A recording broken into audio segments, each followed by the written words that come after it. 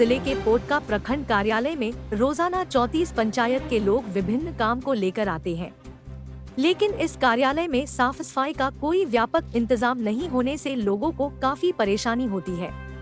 कहा जाए तो सरकार द्वारा चलाया जा रहा स्वच्छता अभियान यहाँ फेल है। प्रखंड कार्यालय में स्थित शौचालय में गंदगी के कारण बदबू फैली रहती है। इसकी देखरेख करने वाला कोई नहीं है। सफाई के नाम पर कभी कभार कर्मचारी खानापूर्ति कर जाते हैं।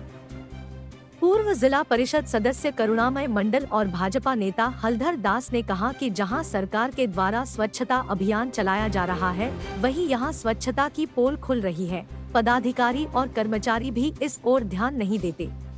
बदबू के कारण परेशान लोग शौचालय में शौच करने नहीं जा पाते, उन्हें बाहर शौच के लिए जाना पड़ता है।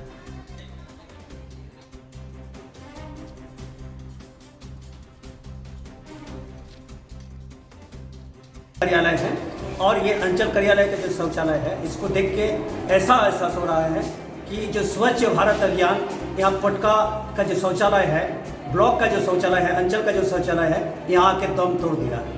यहाँ शौचालय में जाके कोई पेशाब भी नहीं कर सकता है।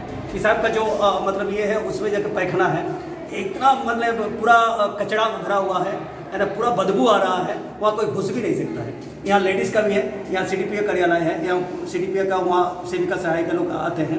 ये घुसने का मतलब ये नहीं है, शौचालय के घुसने की स्थिति नहीं है। तो करोड़ों रुपया का ये जो ब्लॉक अंचल का जो ये कार्यालय है और यहाँ जो शौचालय की जो स्थिति है, यहाँ ना महिला घुस सकती है ना पुरुष घुस सकते हैं। प्रखंड मुख्यालय करोड़ों लागत से बनाया गया है। अभी जो पेशाब करने जाते हैं पूरा बदबू आता है। हम लोग को मजबूरी में झाड़ी में कहीं पेशाब करने जाना पड़ता है।